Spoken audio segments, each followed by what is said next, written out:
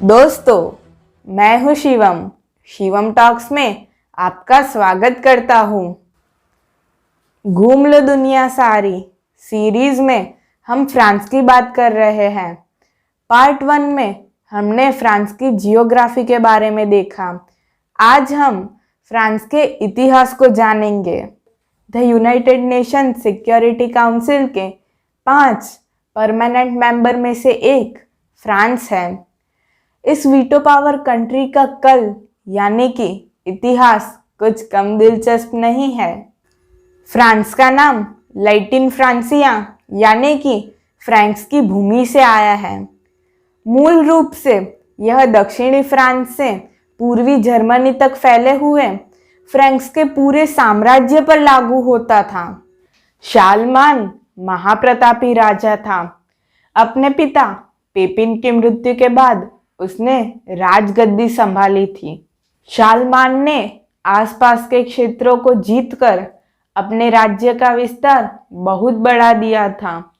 इसीलिए तो पॉप ने उसे ईस्वी सन 800 में पश्चिमी राज्यों का सम्राट घोषित कर दिया था। लेकिन शालमान के उत्तराधिकारी अयोग्य साबित हुए, इसलिए साम्राज्य का विखंडन होने लगा।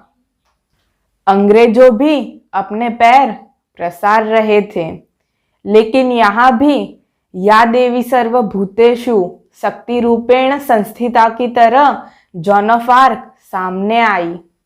इस देशभक्त महिला ने राजा और सैनिकों में उत्साह और स्फूर्ति का संचार कर दिया। परिणाम ये हुआ कि 1461 तक यानी कि 7वें चार्ल्स की मृत्यु से पहले फ्रांस की भूमि पर से अंग्रेजों का आधिपत्य समाप्त कर दिया। चतुर्थ हेनरी, जिसका समय 1589 से 1610 था, उसने देश में शांति की स्थापना की, धार्मिक सहिष्णुता की घोषणा की और राजा की यानी खुद की स्थिति मजबूत बना दी, सुदृढ़ बना दी। एक कैथोलिक द्वारा उसकी हत्या हो जाने पर उसका पुत्र 13वां लुई गद्दी पर बैठा। उसने फिर से फ्रांस को यूरोप का प्रमुख राष्ट्र बना दिया।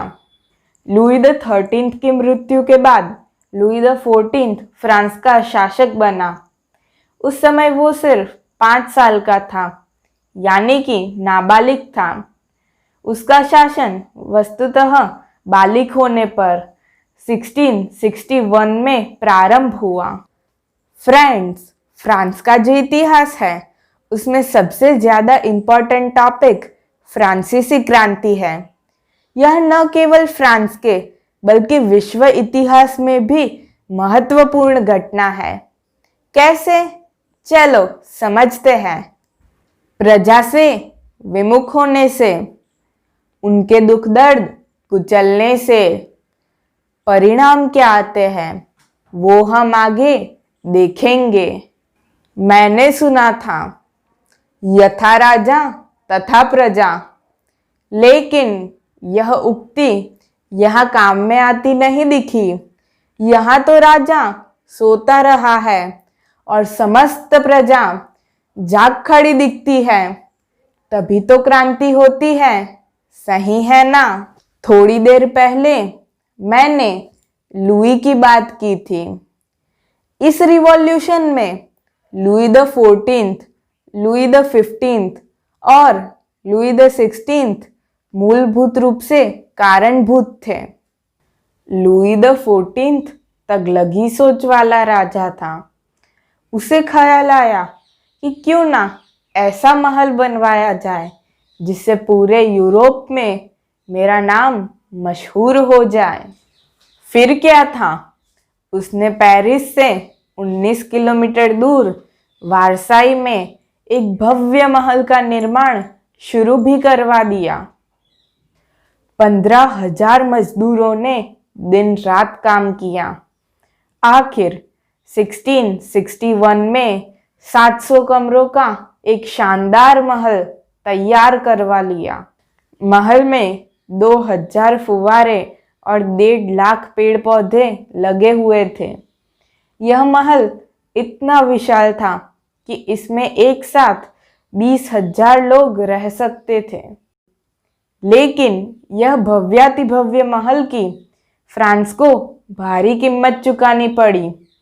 राज्य का आधे से भी ज्यादा खजाना खाली हो गया था। दूसरा ये कि लुई को अपने दरबारियों पर तनिक भी भरोसा न था। उसको लगता था कि यह लोग पीठ के पीछे तख्ता पलटने की कोशिश कर रहे हैं। ऐसे दरबारियों की तादाद लगभग 10,000 के करीब थी। लुई के मन में एक बार फिर तुगलक हावी हुआ। उसने सोचा कि क्यों ना दरबारियों को मेरी नजर के सामने यानी कि महल में बुला लिया जाए। फिर क्या था, फरमान जारी कर दिया और सबको बुला लिया महल में रहने के लिए। राजा और दरबारियों प्रजा से दूर महल में ऐशो आराम की जिंदगी बसर कर रहे थे। शराब पीना, जुआ खेलना, शिकार पर जाना, ये तो उनके नित्यक्रम थे। हर प्रकार की अय्याशी में लिप्त ये लोगों को प्रजा का ख्याल मात्र नहीं था। इतना ही नहीं, ये महाकाय महल का मेंटेनेंस, उनका आना जाना, खाना पीना, सबका खर्च प्रजा को ही उठाना पड़ता था। ये लोग अपनी जेब से फूटी कौड़ी भी नहीं निकालते थे। हाल ये हुआ कि बचा हुआ आधा खजाना भी जल्द ही सफाचट हो गया। अब नौबत यहाँ तक आ गई कि राजा और दरबारियों की शानो शौकत बरकरार रखने के लिए कर्ज पे कर्ज लेने पड़े।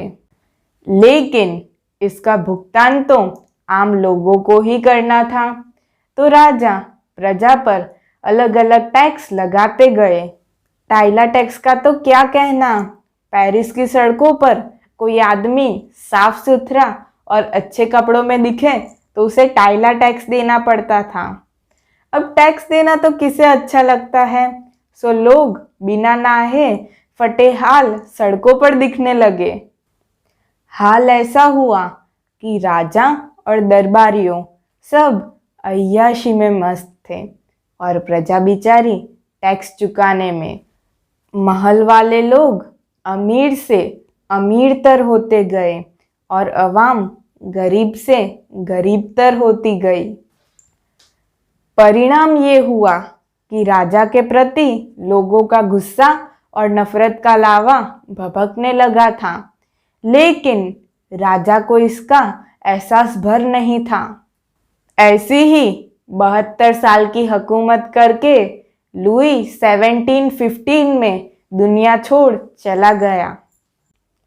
अब आप पूछोगे फिर क्या हुआ, तो इसके लिए देखते रहे मेरा YouTube channel Shivam talks. France, मैंने देखा मैंने जाना पार्ट 3 में मिलेगा आपके इस सवाल का जवाब। तब तक के लिए अलविदा।